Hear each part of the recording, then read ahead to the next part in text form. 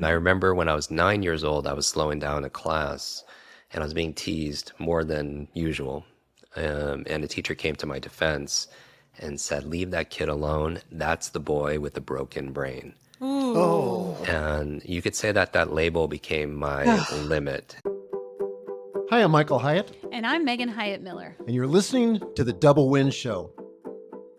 We're excited to bring to you a show with Jim Kwik.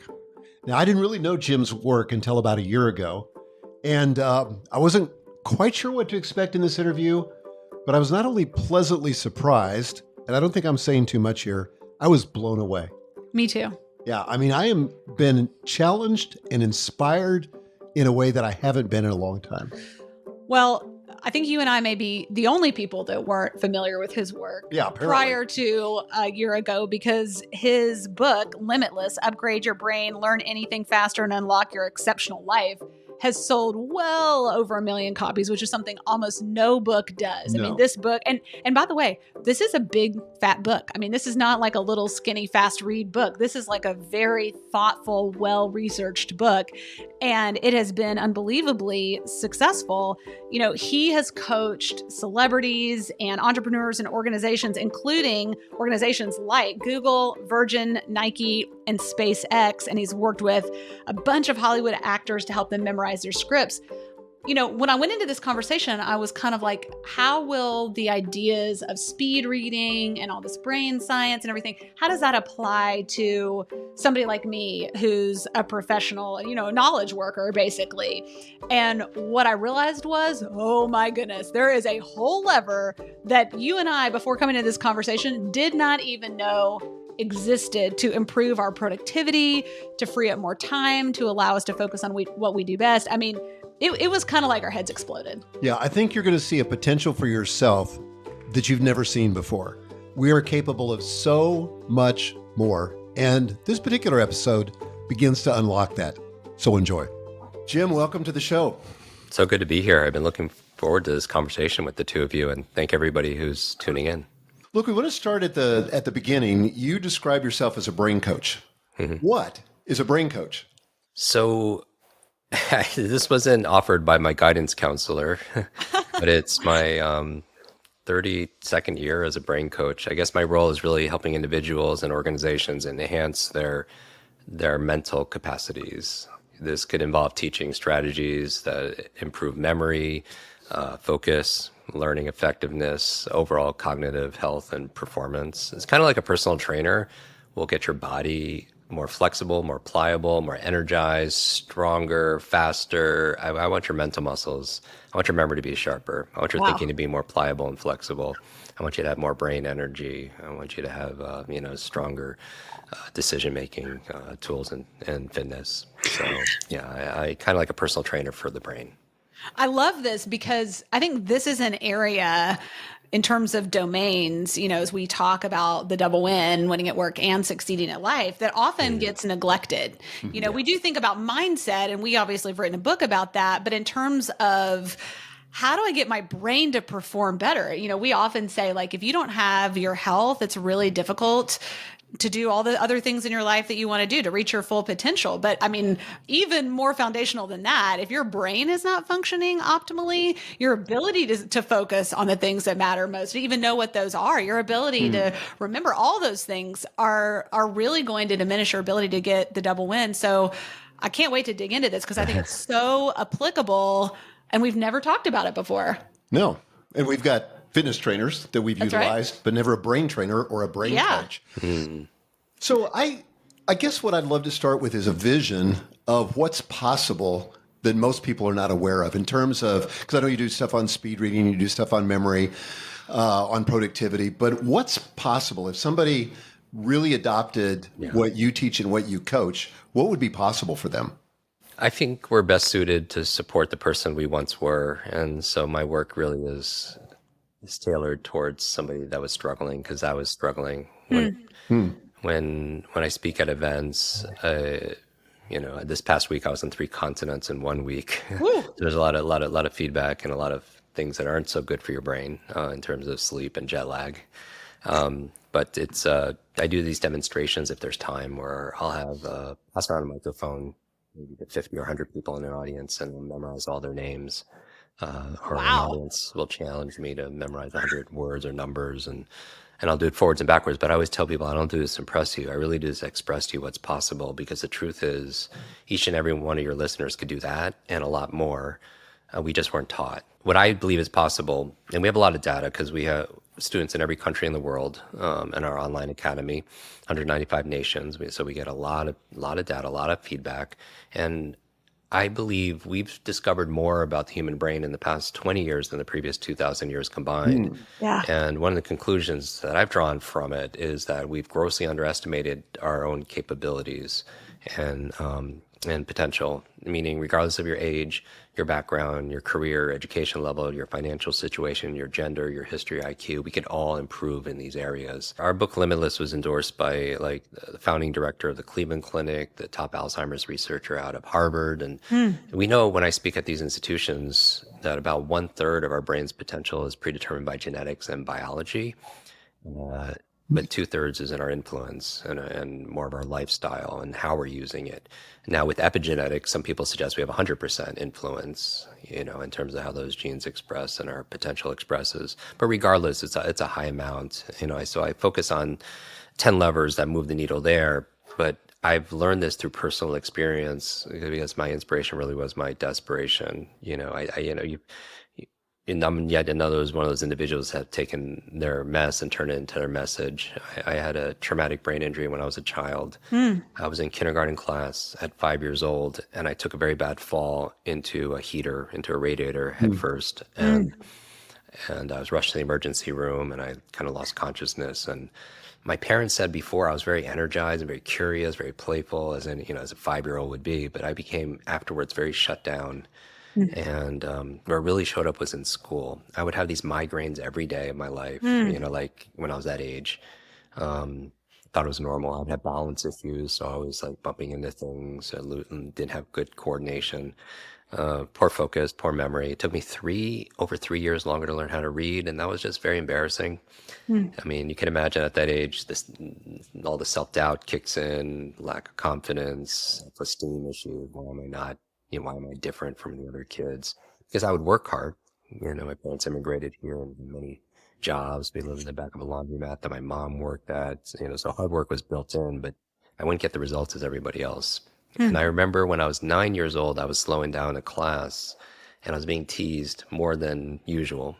And a teacher came to my defense and said, "Leave that kid alone. That's the boy with the broken brain." Ooh. And you could say that that label became my limit. Adults have to be very careful of their external words because they often become a child's internal words. So where did it show up? Every time I did badly in school or wasn't picked for sports, which was pretty much every week, my self-talk was like, "Oh, it's because I have the broken brain." And those are my struggles. And then it was every day like that until I was about 18 years old, and then found a mentor and found some real hope and help. I changed everything around. And when I did, I started to tutor because I couldn't help but help other people. Because shame on me if somebody's struggling with something I was struggling with and I didn't help them, right? I feel a moral impetus to do what I do. I can think of a lot of other ways of making a living. Especially because I'm very introverted, like very, very introverted. Even though I'm in front of 300,000 people a year, cameras and attention, that spotlight, maybe a residue from being that kid that never knew the answers, never wanted, was always shrinking down because didn't want to take up a lot of space because I didn't want to be called on, I didn't want to be picked on. So and in the universe, God has a sense of humor because my two biggest challenges growing up were learning and public speaking. And all I do for a living is public speak on this thing called learning. But it is really my passion is helping people build better, brighter brains, no brain left behind. But when I started to help others, one of my very first students, she was a freshman in college, to answer even more of your question about what's possible, she read 30 books in 30 days. Now, not skim or scan like a traditional speed reading, skipping words and just getting the gist of what she read. She really read them and studied them. And I wanted to find out not how she did it. I taught her how. I want to know why. Like, what was her purpose? I think with reasons reap results, right? And it has to go from your head to your heart to your hands. But that heart, that emotion, it was her mother was dying, was diagnosed with terminal cancer, was only given a couple months to live, and the books she was reading were books to save her mom's life. And Wow. wish your luck, prayers. 6 months goes by, I get a call from this young lady, and she's crying hysterically. And when she stops, I realize they're tears of joy that her mother not only survived, is really getting better. Doctors don't know how or why. The doctors are calling it a miracle. But her mother attributed 100% to the great advice she got from her daughter, who learned it from all these books. And in that moment, I realized two things. I realized that if knowledge is power, then learning is our superpower. It's just not a superpower we're taught. Like there's no class on how to learn. And I think it's an important thing to add into our education or, professional training development because, they teach you what to learn, math, history, science, but there's no classes on how to learn, how to focus, right? How to concentrate, how to remember. And so I feel like this area of meta learning, the science and art of learning how to learn is very important. But the second thing I learned was my dharma. My mission in life was to help people in this area who are struggling with distraction or forgetfulness or information overload. I believe we live in the millennium of the mind where it's not like it was thousands of years ago where it was our brute strength, where we added value in society. Today it's our brain strength. No longer is it our muscle power. Today it's our mind power. And the faster you can learn, the faster you can earn. Because knowledge today is not only power, it is profit, and not just financial. Kind of obvious if you can easily remember names and faces and client information and product information, give speeches without notes, read 3 times faster, you're going to have an edge in business.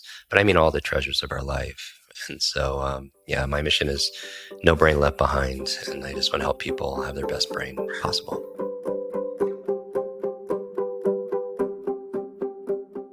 Well, I love this. And there's so many different questions I want to ask. And so I may just be kind of random here. But I'm kind of going back to this vision thing. First of all, on Strength Finders, my fourth strength is learning.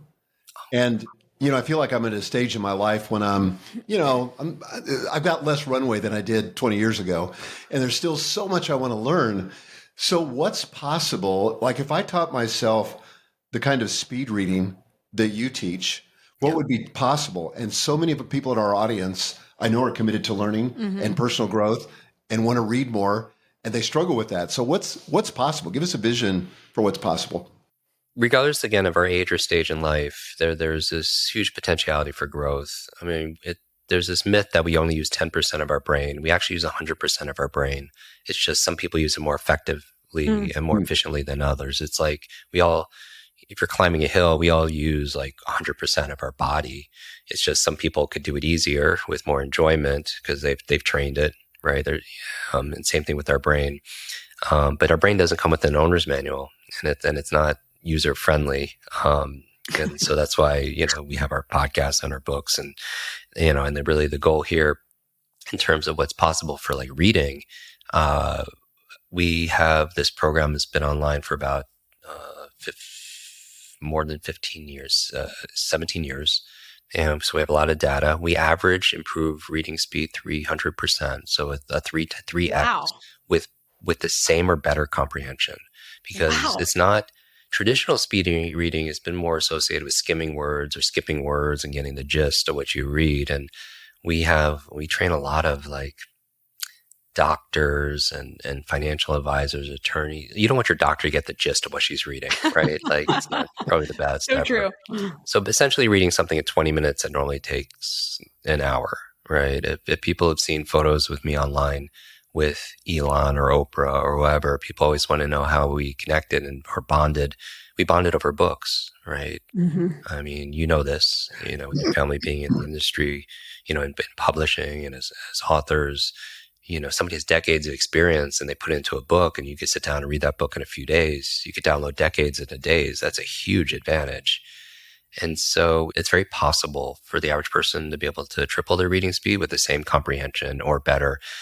And one of the main reasons is because reading is a skill. It's not something we're born being able to do. And so it improves through training and discipline. But when's the last time we took a class called reading? How old were we? 6 years old? 6 or 7. So the difficulty and demand has increased tremendously, but how we actually read and learn it is pretty much the same. So that growing gap creates a lot of stress. They call it information anxiety. higher blood pressure, a compression of leisure time, more sleeplessness, like you're taking a sip of water out of a fire hose. I mean, how many people do you know that buy books and they just sit on their shelf unread, and it becomes shelf help, not self help, right? As the adage says. But it's absolutely possible. It's just we haven't learned how to read or taken a class usually since we were a child, and that's probably not the most effective way to be able to absorb, understand, and retain information. That makes a lot of sense. One of the things that I've learned about as a parent, I have two children who are dyslexic. And that's been really interesting because that's not something that I was aware of previously. My older children didn't struggle with that. And so as I've learned about that, I've also noticed as I've gotten older that I feel like my working memory, my ability to hold information in my mind is not as good as it used to be, and my distractibility feels like it's increased also. So I've not been diagnosed with ADHD, for example, or a working memory deficit, but I think that we're all becoming more aware of these learning challenges and neurodiversity and all kinds of things. So when you think about high achievers like are in our community, how where are some of the ways that adults struggle with learning that they might be unaware of? Yeah, so I talk about the four horsemen in Limitless. I talk about the four horsemen of the mental apocalypse. Kind of an interesting like analogy, and one of them, and it's driven by technology. I don't think technology causes them, but it certainly has amplified it a lot. So, and a lot of these forces are invisible. So one of them, for example, is digital distraction. How do you maintain your focus, your concentration in a world full of rings and pings and dings, app notifications, social media alerts? So I think that's one of the challenges. So that's why we focus in terms of strategies on how to do that. The second one that could be holding you back, your productivity, your performance, definitely your peace of mind, is digital deluge, which is a term I coined because I wanted to alliterate and make it all D's, but that's the information overload, right? The amount of information now. I was doing a program at Google, and the chairman there has a quote saying, "The amount of information that's been created from the dawn of humanity since humans walked the earth to year 2003, which was only 2 decades ago, that amount of information now is created in 2 days online today." You think about podcasts and Whoa. YouTube and blogs and social media, just there's so much content. So we're drowning in this information, but we're starving for ways to keep up, catch up, keep up, and get ahead. So, and that information overload, again, has health effects also, again, that higher blood pressure, compression of leisure time, more sleeplessness, and so on. So digital distraction, digital deluge. The third one that people might be experiencing is something called digital dementia. And this is a term in healthcare. It basically says the high reliance on technology, your brain, while it's an organ, it acts more like a muscle, and it's use it or lose it. But if I put my arm in a cast for a year, it wouldn't grow stronger. It wouldn't even stay the same, right? It would atrophy. Digital dementia is saying we're using technology to remember things for us. So think about your phones. It probably keeps your to-dos, your calendar, all your phone numbers, right? Just all this data. And like, how many phone numbers did the two of you used to know? All of them. Right. All of them. Yeah. I sometimes don't even know my own phone number anymore. Right. Yeah.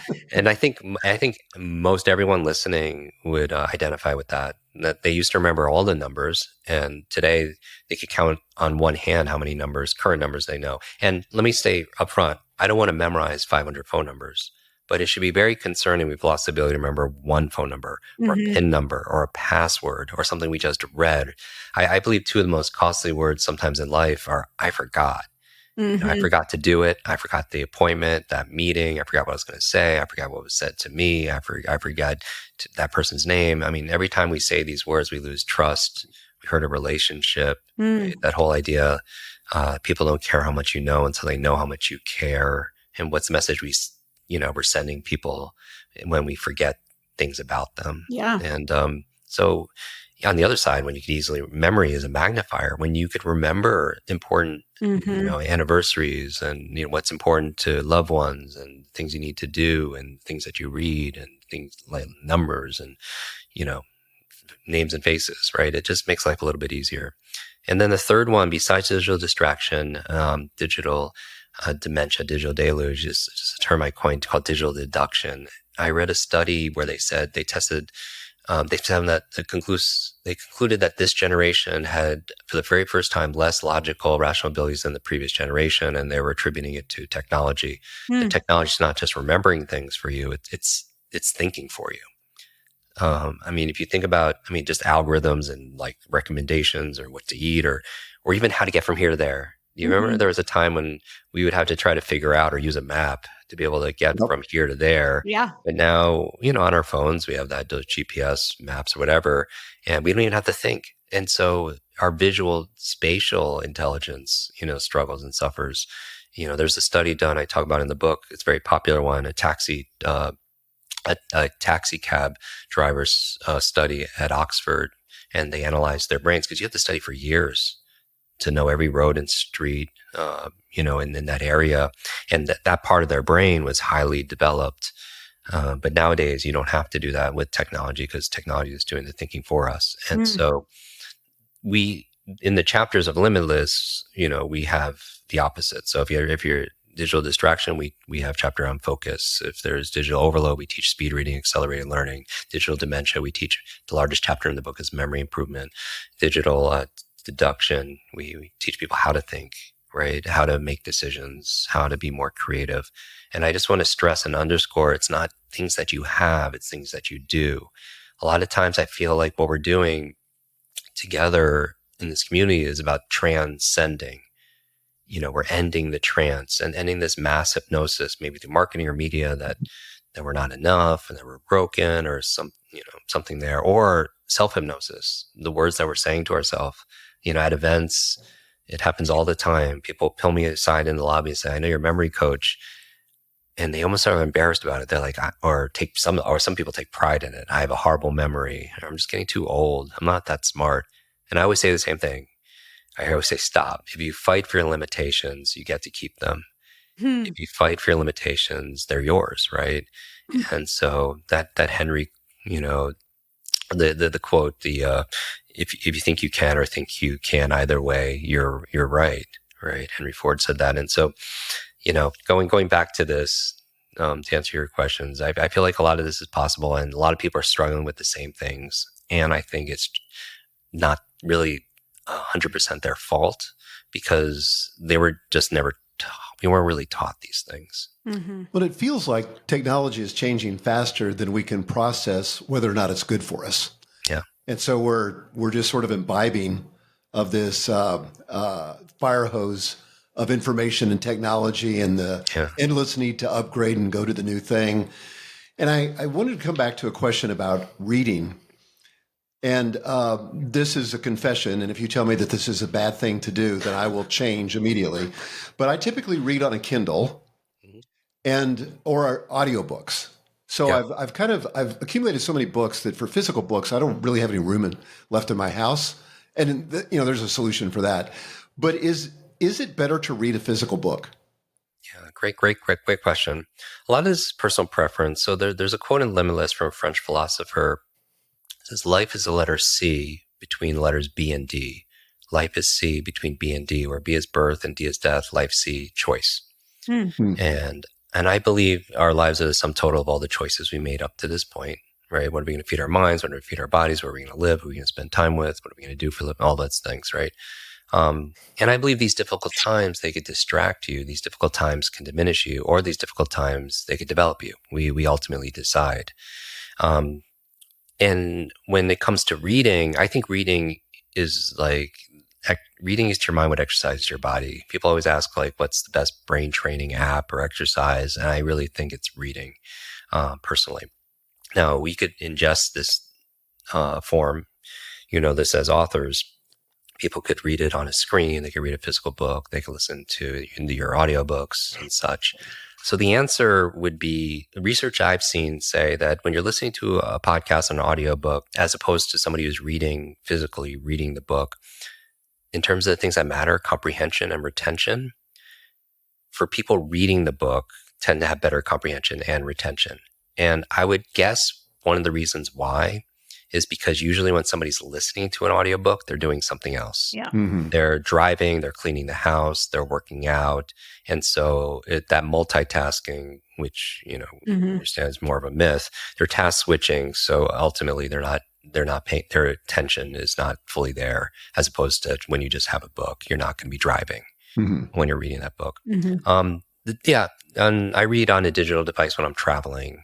My personal preference when I'm home is to read a physical book, but you're right, it's running out of shelf space. So that's a real issue. But if I'm traveling, I do read a lot. Like there was a time when I was reading a book a day for 4.5 years. Now it's more like 3 to 5 books a week. But if I'm traveling for an extended period of time, you can't possibly travel. At least I can. I don't want to lug books around. So I do read on screens. It's just I prefer to read on paper personally. So that's why when I say life is the choice, my personal preference is physical books when I can, because I spend so much time on a screen. So I'm just myself trying to, where I can, limit it.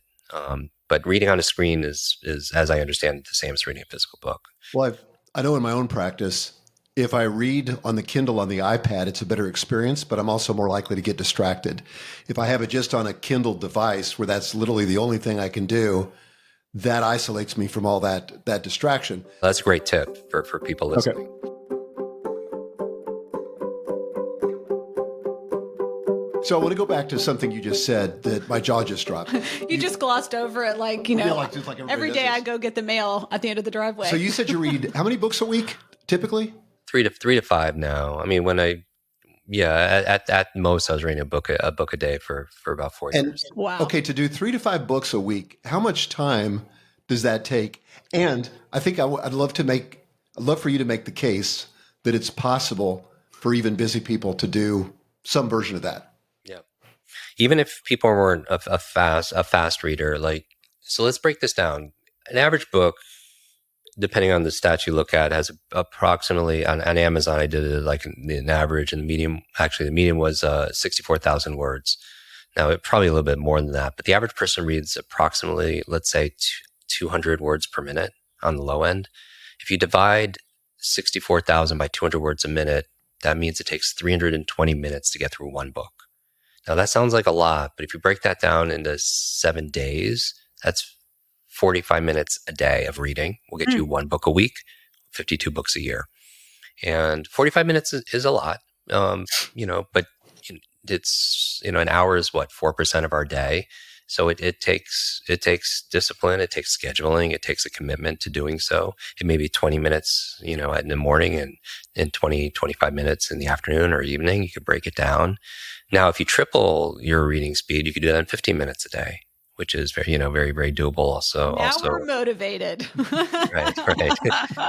So if it gets below that threshold where it's just, I believe inch by inch it's a cinch, yard by yard it's too hard. But if you break it down to its component parts, it's very doable. Because the average person reads 2, 3, 4 books a year, and somebody who's reading a book a week, 50 plus books a year has I feel like has a huge advantage, especially if they understand, they're able to retain and execute and implement what they're reading. And I also want to just say, even though I have said knowledge is power, we all know that it's potential power only because power when we use it.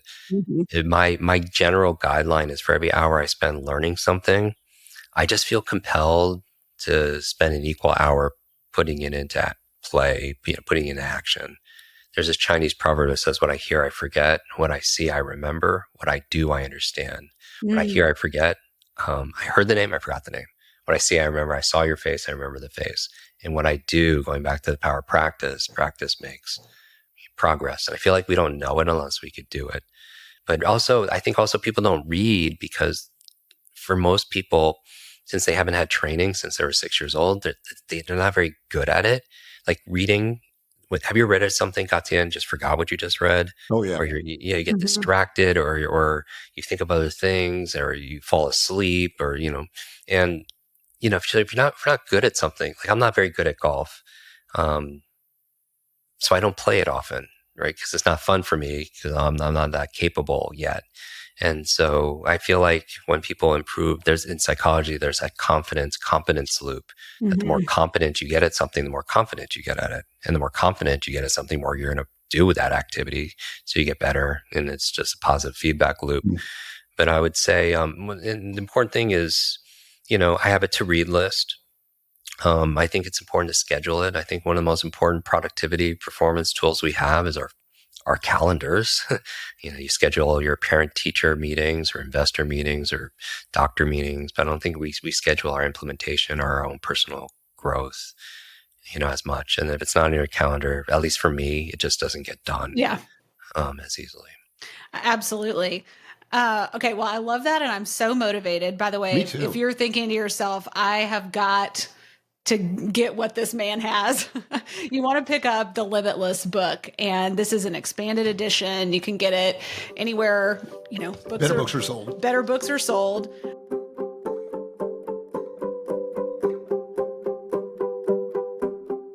We were talking to somebody that was a fitness coach. We'd be saying, okay, what's the best things, the 4 or 5 things we could do to optimize our physique or our physical prowess? What are the similar kinds of things for mental prowess? Yeah. Let's do it. So there's the software and there's the hardware. And so for me, how to remember languages, how to remember, I help a lot of actors or TED speakers memorize their speeches or scripts, how to focus. These are things you have. These are things you do. And the benefit of taking a noun and turning it into a verb is it gives you your agent. It just reminds you of your agency, right? You don't wake up and say, I hope I have creativity, I have focus, I have motivation to do X. These aren't things you have, because then that's like hope, right? We all know hope's not a really good strategy. These are things you do. And when you turn into a process, then you have power to be able to make things better, right? And so focus for me is a process. Remembering so you don't have a memory. There's a 3-part process for memorizing something. You don't even have energy. There's a process. It's a verb where you could generate energy, having to do with your sleep and your diet and your exercise and so on. Okay, so let's unpack this. One of the quick tips I would recommend for reading faster and improving reading focus is very simple. And sometimes I find that the simple things, because it's so simple and easy to do, sometimes people don't do it. So one of the things, I'll give people a challenge, and they could post it on social media and tag us on it, all of us on it, so we get to see it, see how effective it is. But you need a baseline, right? Like how you know if it's going to work unless you test it. Because ultimately the person listening, I think, really is the expert on themselves. And so you could trust, but you could definitely validate and verify it. I would recommend everybody start here. Pick up a book, put a mark in the margin, and just read how you would normally read for 60 seconds. And when you're done, put a finishing mark in the margin, and then count the number of lines you just read in 60 seconds, right? It gives you a base rate. And then, in order to be able to manage it, you have to measure it. And then what I want you to do is pick up where you left off, time yourself for 60 seconds, and just do one simple thing different. Just underline the words as you're reading it. It doesn't matter if you're on a screen, if you're on a Kindle, just don't touch the screen. You don't touch the actual paper on the book, but just going back and forth, margin. With you're your not finger? Skipping with your finger or a pen or a highlighter or a mouse on a computer, but you're not actually writing on it or touching the book itself. You're just right above it, right? And you're just going margin to margin, not skipping anything. Because traditional speed reading, the reason why people get a gist is because they're taking their finger and going right down the page or making S forms or Z forms, but they're missing big chunks of information, right? Here, you're not skipping anything. You're just going forward, going back and forth. Do that for 60 seconds and then put a mark in the margin and then count the number of lines you just read. And for almost everybody listening, that second number will be about 25, 50% better. Wow. Okay. Now, it doesn't sound like a lot, 25, 50%, but little things add up. 50% would save you 20%, would save you 20 minutes on every hour. I mean, just think like if everyone could just double their reading speed, the average person is processing information approximately, depending on what you look at, about 4 hours a day. You think about the information you're processing through research or reading or emails, social media, whatever, proposals, about 4 hours a day. If you could just double your reading speed, you save 2 hours a day. 2 hours a day over the course of a year, or even 1 hour a day over the course of a year is 365 hours. How many 40-hour work weeks is that? 9? More than 9 weeks. 2 months of productivity you save just saving an hour a day on something ubiquitous like reading. So the reason we do so much, we serve half of the Fortune 500 companies, we work a lot of corporate, is because if someone's getting 4 hours a day is spent reading, that means half of their salary is being paid to read, right? And so we get that time could be better spent towards something else. So underlining the words as you read, because what it does, it helps you with a number of things. One of the obstacles of effective reading is regression, that back skipping we do unconsciously. Have you ever found yourself rereading words or rereading whole lines by accident? Mhm. So when they have these sophisticated technology where they could shine a light in your eyes and it could show you like where the person is looking, right? They use this in ads so they could see what product placements, see where people's eyes unconsciously go. They could put their product or brand in a line of sight, but they do that for reading. And you can see a lot of times people read and it's very sporadic. They go forward and then back and then forward and back. And there are these fixations that they call fixation is a stop. It's like an eye stop. And think about it, like if you're reading a book and there's about 10 words per line in the average book, that means their eyes fixate, the fixation 10 times, it stops. And now if you relax your eyes, you're able to take more in, maybe see the word to the left and to the right of the original word. Then you see 3 words in one fixation. So like kind of like when you're driving, it's like if you're in heavy traffic, you're like stop, stop, stop, stop, stop, as opposed to maybe somebody who could take 3 or 4 words in one glance and maybe only make 2 or 3 stops across the page. So the focus, they call it a visual pacer, using something to help you to focus. It prevents you from back skipping. It also helps your focus because, okay, so here's the reason to use a visual pacer. First of all, children use it. Like we have a 17-month-old who's starting to read, and he naturally is pointing at the words until maybe some education systems tell you not to use your finger. Now, children naturally organically do it. It's kind of interesting. We do it too. So nobody usually reads with their finger, but when I ask you to count the number of lines you just read in 60 seconds, everybody's going using their finger pointing using this visual pacer. And the reason why is our eyes are attracted to motion. If something ran across your room, you wouldn't no longer look at me. As a hunter-gatherer, you have to look at what moves because it's your survival. If you're in a bush hunting lunch, like a rabbit or a carrot, depending on what people's lunch is, if the bush next to you moves, you have to look because number one, it could be lunch, or number two, you could be lunch. Right? We're hardwired to look at what moves the most. And so when you're underlining the words, your eyes are attracted to the motion and you're pulled through the information as opposed to your attention being pulled apart. The other thing, though, is it's how your nervous system is set up. Certain senses work very closely together. Like, I don't know if the two of you ever tasted like a fresh piece of a fruit, like, right? Not something that's been sprayed in wax and, sitting in a store for 6 months, but right off the vine, farmer's market.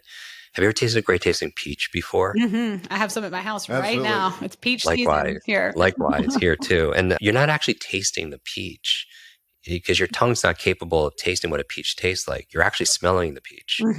But your sense of smell and taste are so closely linked in your nervous system that your mind can't tell the difference. It knows the difference when you're congested and you can't breathe through your nose. Right.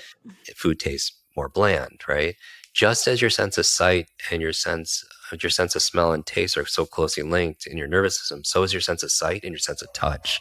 So people literally using their finger while they read will say they feel more in touch with their reading, right? And even with our son, I take my keys, I say, look at my keys, look at my keys. Naturally, in order for him to see it, he has to touch them. In fact, if someone loses their sense of sight, how do they read? They use Braille, right? Yeah. Their sense of touch. So I would encourage everybody, a takeaway from this that could save you hours and hours that you could put towards things that matter, more is using your finger while you read. And then the second thing that would help you not only improve your focus, I know the two of you talk about this, is just asking more questions and better questions. What your brain primarily is a deletion tool. We're trying to keep information out. Like even as I'm talking to you, I'm trying to keep, like, our dogs are outside on the beach, like barking. I could hear them from here. And I'm trying to delete it, right? Because if at any time there's so much information, if we let it in, we would be overloaded and overwhelmed, right? We would go insane. So what do we allow in are the things that matter to us. And one of the filters is that part of our brain is a reticular activating system, RAS, right? And how we hijack it, one of the tools is asking questions. So when we ask a question, we shine a spotlight on something we were deleting, right? An example is I have a younger sister, and years and years ago, she would send me emails and postcards of a very specific breed of dog. It was a pug dog. And I don't know why she's doing it. But I realized her birthday was coming up and she's a really good marketer and she's seeding a gift, right?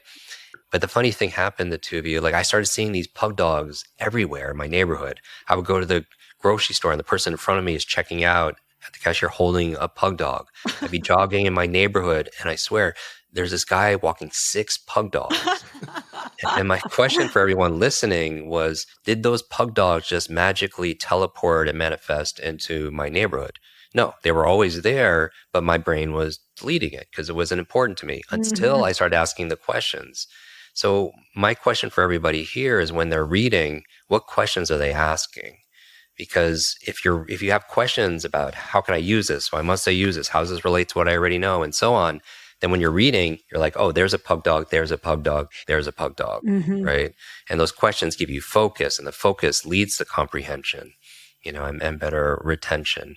And then if you ask questions that nobody's asked before, you'll get answers nobody's ever gotten before, right? So I feel like even when you're meeting somebody for the first time, you want to remember their name, try asking yourself why. Like, why do I want to remember this person's name? Maybe to show the person some respect or create a business contact, a referral, a sale, practice these things I learned on this podcast. Because again, reasons reap results. If we don't have a reason to remember something, we're probably not going to. And so I think a couple ideas to improve our reading ability: use your visual pacer. If you want greater speed, use your finger while you read. If you want better comprehension, ask more questions. It's like at the beginning of every chapter of Limitless, you'll see I have 3 priming questions. So that way there's a target, when they're reading. So good. Find those answers. And then the other thing, the questions force focus, right? It forces you to be present as opposed to maybe disempowering questions like, how come I can't learn this? Or why does this always happen to me? Or this endless cycle of negative momentum. It's really what we're doing in the Full Focus Planner. When people are using the Full Focus Planner and they open it up to the daily page, they're asking themselves, what are the 3 most important things I must accomplish today? Which is very different than how am I going to get all this stuff done? That's a very different kind of question. Same thing when they're doing a weekly preview and they're looking back and they're looking ahead and they're, doing that on a quarterly basis, annually. I mean, I think that's such a breakthrough. So I have another question. Yeah. That I want to explore just a little bit the mind-body connection. And I want to give you a scenario that happened to me just this week. I was in Chicago for a workshop that I go to once a quarter. And the night before, I was very agitated because I was attending a meeting that was a lot of conflict involved. So I couldn't go to sleep. I only slept 5 hours. And normally I get about 7 and a half to 8. Got 5 hours. The next morning I woke up and I felt like I had sleep deprivation induced dementia. I literally could not, and I don't even know if that's a thing, but I couldn't remember stuff. My short-term memory was gone. I could hardly talk. And it was the craziest thing. But then I got a good night's sleep. Everything's back to normal. Yeah. What's happening there? Sure. So sleep is so very important for the brain. I mean, you just illustrated when you don't get a poor night's sleep, how's your focus the next day? How's your ability to solve problems? How's your mental energy? How's your memory? 3 things for the brain. When you sleep, you consolidate short to long-term memory. And so if people have anyone listening has long-term memory issues, you might want to get a sleep study. Your doctor, no longer do you have to go into a clinic. They could send it to you. You could do it at home. It's pretty simple and straightforward. The second thing that happens when you sleep, the sewage system in your brain kicks in and you clean out the beta amyloid plaque that could lead to brain aging challenges. So I lost my grandmother to Alzheimer's when I was 7. And she was my parents worked, a lot. She was like everything for me, right? So we did it. We donated all the proceeds, my author proceeds, to Limitless to Alzheimer's research for women. Women are twice as likely to experience Alzheimer's than men. Yet most of the research is done on men and treatments on men, and also to build schools in Ghana, Guatemala, Kenya. But we're very passionate about scaling people to have, again, better brains and better learning. I would say also when you sleep, you dream, and people don't realize, they might not realize that a lot of things in culture were created in dream states. Like Mary Shelley came up with Frankenstein in her dream. Mm. Paul McCartney came up with the song Yesterday in his dream. A chemist came up with a framework for the periodic table in his dream. And my question for everybody here is like, because your brain doesn't shut off at night. In some ways, it's more active, integrating what it's learned and long-term memory and cleaning out your brain. And what are we dreaming at night that could be very significant, to solving problems that we're focused on during the day. Mm-hmm. That's why in the morning I write down my dreams. Like I have this process that just help us remember our dreams, because I feel like there's a lot of treasure there also as well. So cool. Oh, cool. Yeah, but sleep is so very important. My favorite sleep ideas that really move the needle, and there's a whole chapter in there. Direct sunlight first thing in the morning, 10 minutes. Not through the glass window, because that could filter out some of the spectrum of light. And the reason is your eyes are the only part of your brain that's outside of your skull, and it helps to reset your circadian rhythm so you sleep better that evening. And then number two, I'm very sensitive to caffeine, so I have to be careful past noon personally. I would say most people have an alarm to wake up. I would highly recommend use that same alarm to go to sleep, meaning your brain loves a rhythm. Your sleep loves a schedule, even on the weekends. If you go to sleep at the same time and wake up at the same time, you'll get better sleep overall. And then the big ones, we would know thousands of years ago it would be time to sleep because the environment would tell us. There'd be a decrease in temperature and decrease in light. So cooler, darker, the better. And what's hard is like, when you're on your screens, because that produces light and it fools our mind into thinking it's still daylight. Mm-hmm. And so that's why I don't like touching my phone the first 30 minutes of the day. And then the last 30 minutes of the day, it's just kind of my non-negotiable. That's a good rule.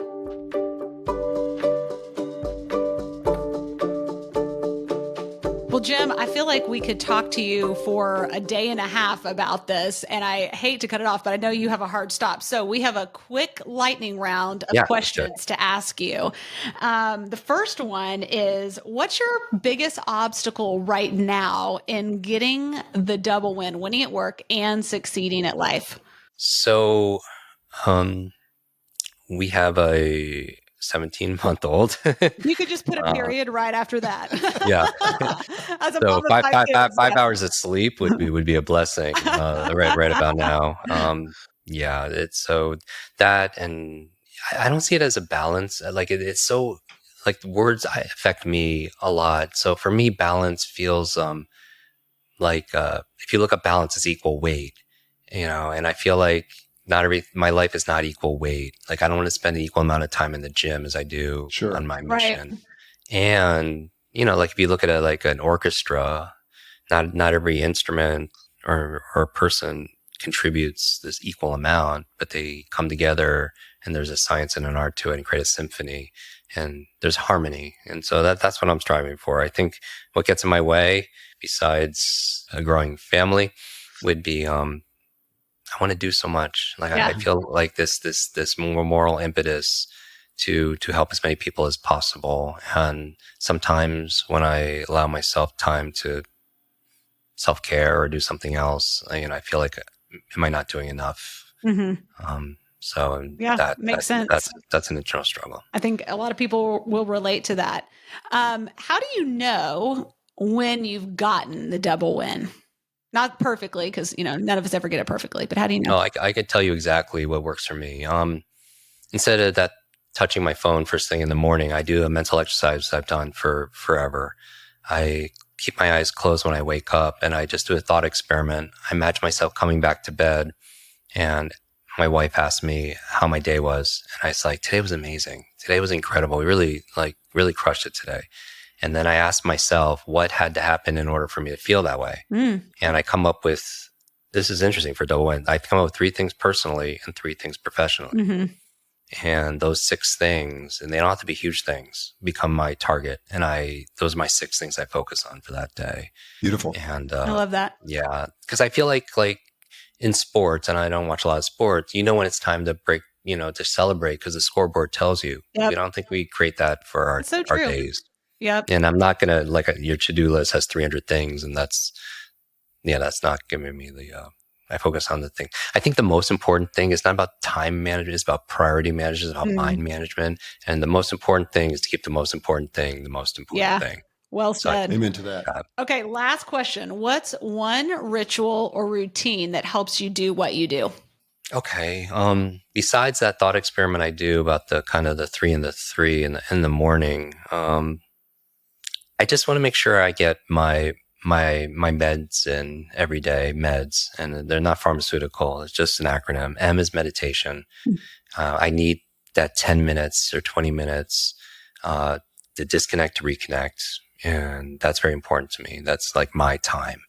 The E is exercise. Movement is key for the brain. When you move, as your body moves, your brain grooves. And so when you exercise, you create brain-derived neurotropic factors, BDNF, which is like fertilizer for neuroplasticity. And you also create dopamine, serotonin, endorphins, these neurotransmitters that are so important for cognitive health. The D is my diet. So one more ritual is just what you eat matters, especially for your gray matter. And there's I have 2 chapters in the book on neuronutrition, one on diet and one on supplements. And there's certain ingredients that are neuroprotective. Some foods like avocados and blueberries, I call them brain berries, wild salmon, sardines, turmeric, eggs, if your diet allows a choline, it's very good for cognitive health, dark chocolate. And then also nutrients nootropics that have moved the needle to help me focus, to help improve memory. I have a list. If people don't want to get the book, it's a free one at brainnutrition.com. And I list 30 supplements, ingredients with human studies that have been shown to be good for cognitive health and performance. So that's diet. And then finally, the S in meds is sleep. What we were talking about earlier is so very important. So I guess my one thing is meds, but it's really it's really 4 things. So I kind of game that. Man, I love that. So practical. And I think it gives us a good track to run on. And you've added so much value in this podcast. I mean, my head's exploding. I feel like we've scratched the surface, and probably the listeners do too. So pick up Jim's book, Limitless.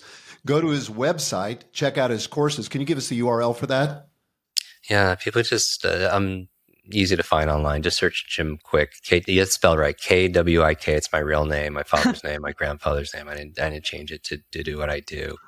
And in the podcast app, on YouTube, or wherever you're listening to this, I just want to thank both of you for having me on your show. I would do this just to be able to connect deeper with you, and I look forward to having you on our show. And I just want to remind everybody that I believe that there's a version of yourself that's patiently waiting. And the goal is we show up every single day until we're introduced. I'm not talking about hustle. I think actually, it's this pendulum. You can stretch, but there's this surrender, there's this force, and there's this flow. But, the things that we do, I always tell people life is like an egg. If an egg is broken by an outside force, then life ends. But if an egg is broken by an inside force, then life begins. And great things begin on the inside. And I want to remind everyone, if they're listening to this, they have greatness inside of them. They've self-selected. They're on this path to reveal and realize their fullest potential. And it's a real honor to be on this journey with all of you. Thank you so much, Jim. Thanks, Jim. Phenomenal.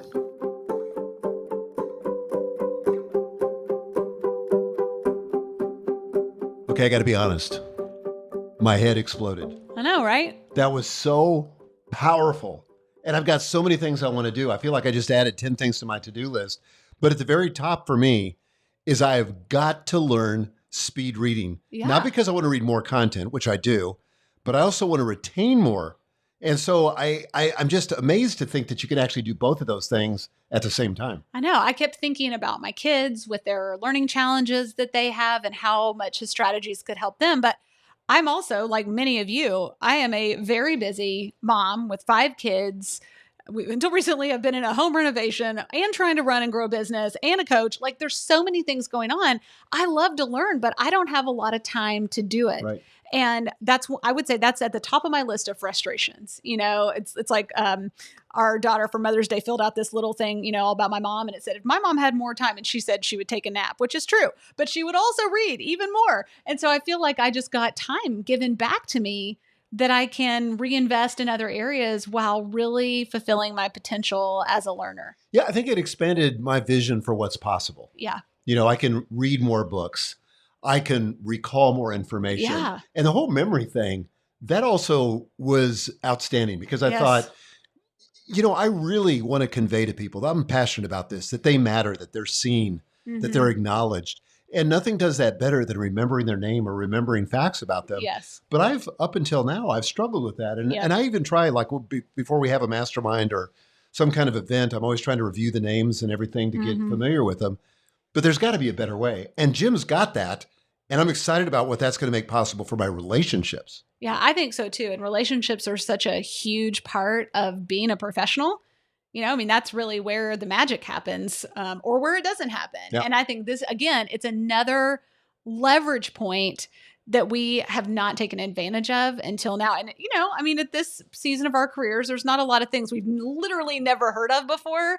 But like the ideas that he shared, I was like, I've never heard that before. That is so fascinating. I cannot wait to dig in to the details of the book and see how I can put this into practice. As a professional speaker, one of the things I enjoyed was not only his content, but how he packaged it. Yes. Like he was a master of having very clear frameworks like the MEDS framework. Yes. And being very pithy in terms of how he said things so that they were memorable. Yep. So that's also an aspiration that he didn't really talk about, but it's an aspiration for me. I want to be more like Jim.